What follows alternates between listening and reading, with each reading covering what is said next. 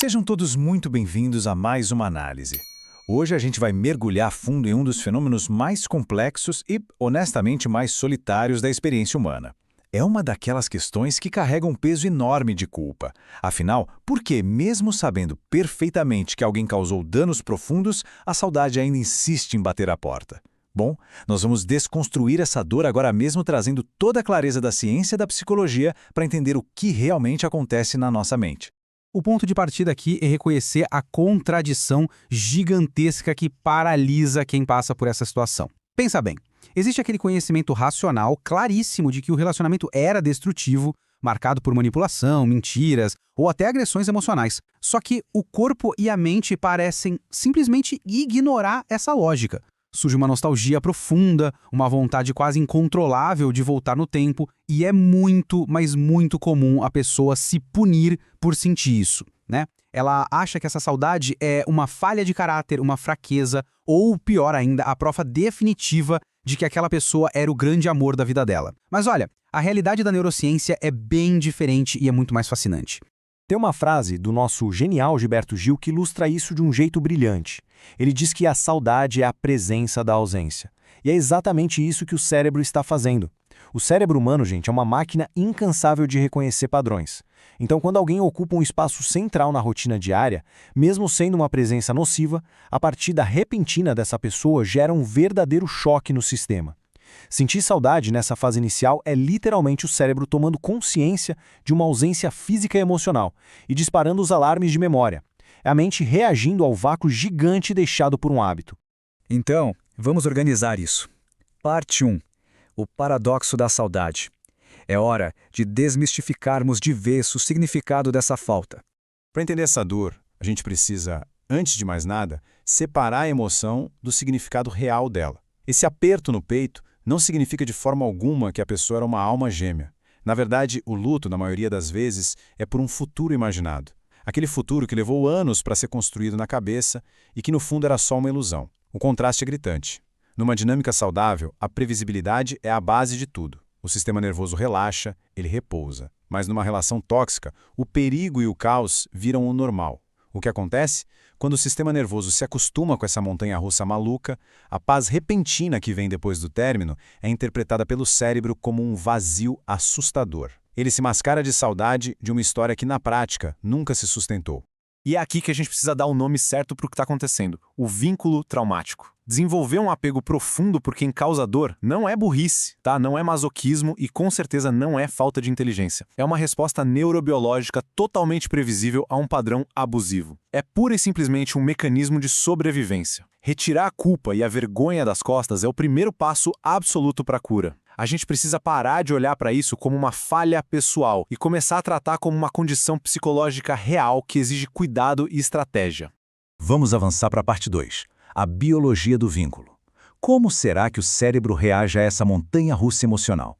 Quando a gente investiga a biologia por trás disso, descobre um verdadeiro coquetel químico que cria esse cativeiro emocional. Primeiro, entra o cortisol, que inunda o corpo de estresse crônico por causa das críticas e agressões. Depois, a famosa dopamina entra em cena. Ela dispara lá no alto só com a expectativa, a esperança de que o parceiro volte a ser carinhoso. E aí, quando finalmente rola a reconciliação, bum! O cérebro libera a ocitocina, que é o hormônio do apego. O resultado prático disso? Um vício químico e fortíssimo no alívio que o próprio agressor fornece. Ou seja, o que se sente depois do término não é amor romântico, gente. É uma crise de abstinência química severa, igualzinha à dependência de substâncias pesadas.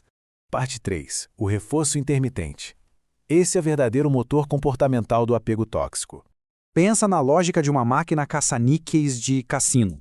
Se você vai numa máquina de refrigerante, coloca o dinheiro e ela não te entrega a bebida, você desiste na hora e vai embora, certo? Mas no caça-níqueis, a imprevisibilidade do ganho é exatamente o que vicia. Você não sabe quando, mas acha que uma hora vai ganhar. Nas relações abusivas acontece exatamente a mesma coisa. Aquela alternância entre a crueldade fria e, de repente, períodos de atenção extrema, o famoso bombardeio de amor, mantém o cérebro desesperado, sempre no aguardo da próxima migalha de validação. A incerteza não afasta a pessoa, ela aprisiona. Isso cria o condicionamento comportamental mais forte que a neurociência já documentou.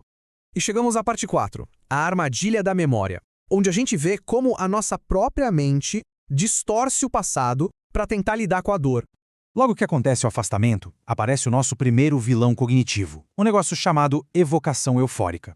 Do nada, a mente começa a romantizar obsessivamente a relação. Foca só nas viagens incríveis, nas juras de amor lá do comecinho, na esperança daquela história linda. Mas, ao mesmo tempo, o cérebro simplesmente bloqueia e minimiza o abuso constante, o esgotamento emocional e as mentiras. Por que ele faz isso? Numa tentativa desesperada de proteger o organismo de reviver o trauma. Só que essa memória seletiva acaba criando uma narrativa falsa de que, no fundo, tudo era maravilhoso, e isso alimenta uma saudade que é uma verdadeira tortura. Somado a essa evocação eufórica, a gente tem o viés de desvanecimento do afeto. O que é isso? Bom, com o passar do tempo, a intensidade crua daquela dor, do pânico e da ansiedade causados pelas agressões começa naturalmente a perder a força na memória. É um processo normal de cicatrização. A questão é que a lembrança daquele afeto inicial, mesmo sendo artificial, continua incrivelmente forte, super colorida na cabeça. O resultado desse descompasso é letal para a recuperação. A dor vai desbotando, mas o brilho daquelas falsas promessas continua super aceso. Isso gera um luto irreal por uma convivência que, no dia a dia, era absolutamente insustentável. E quando a gente compara os atritos do dia a dia com a dissonância cognitiva traumática, a gravidade fica muito clara.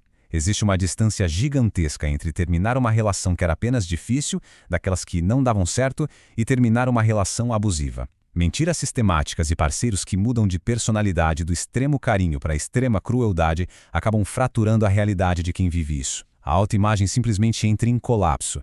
O sistema nervoso entra num estado de paralisia total, de congelamento.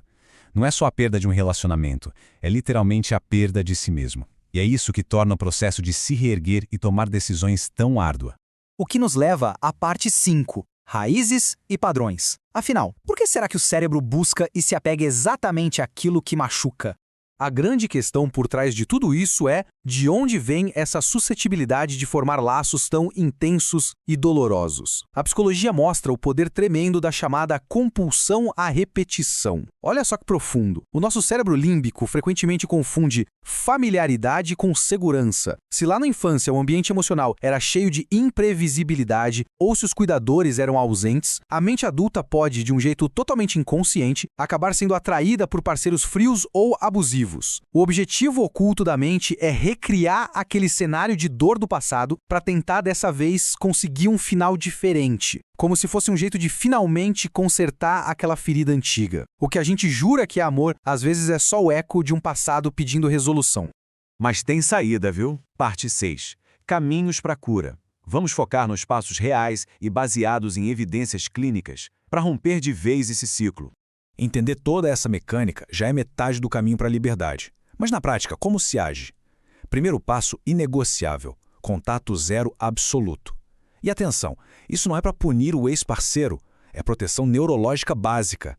É a única forma real de cortar o reforço intermitente e estabilizar a sua dopamina. Segundo, reduzir estímulos. Ficar monitorando redes sociais reacende todo o ciclo químico do estresse na hora. Terceiro, registrar a dor. Quando a evocação eufórica atacar e a mente quiser só lembrar das coisas boas, é fundamental ter uma lista escrita, à mão mesmo, com as agressões vividas. Isso ancora a mente na realidade. E quarto, reconstruir uma rotina super previsível para ensinar para o sistema nervoso que a calma é segura. E não podemos esquecer o principal: o apoio profissional é indispensável. Processar uma dor tão complexa exige ferramentas de ponta. A terapia cognitivo-comportamental, por exemplo, é fantástica para desarmar essas distorções que a nossa própria memória conta pra gente. A terapia comportamental dialética ajuda demais com regulação, oferecendo âncoras reais para a pessoa atravessar as crises de abstinência sem ceder ao impulso de mandar mensagem. E ainda temos terapias como o EMDR, que têm sido revolucionárias para dessensibilizar as memórias traumáticas lá no fundo do sistema límbico. Se recuperar é literalmente reconfigurar o cérebro para conexões que sejam seguras. A mensagem mais importante que tem que ficar de tudo isso que a gente viu é a seguinte: sentir o peito apertar de saudade de alguém que te machucou profundamente não é um sinal de fraqueza moral. Não tem nada a ver com falta de inteligência. E o mais importante de tudo, não é um sinal verde do universo dizendo que é para voltar para aquela dinâmica tóxica. De jeito nenhum. É simplesmente o seu sistema nervoso atravessando um processo super doloroso, mas necessário, de desintoxicação e cicatrização. A dor dessa saudade não é um defeito. Ela faz parte do processo de cura. A saudade pode sim morar lá num cantinho da mente, sem ser a dona das nossas decisões. Entender tudo isso devolve o controle para as nossas mãos e impede que a gente continue confundindo uma montanha-russa emocional de ansiedade com o verdadeiro amor, que deve ser, acima de tudo, um porto seguro. Se essa explicação fez sentido e te trouxe alguma luz hoje, por favor, inscreva-se no canal e curta esse vídeo para apoiar a gente a levar esse conhecimento para mais pessoas. E eu deixo uma reflexão final para a gente encerrar. Essa saudade que aperta o peito hoje é realmente da pessoa real que foi embora ou é só daquela ilusão perfeita de quem a gente sempre sonhou que ela fosse?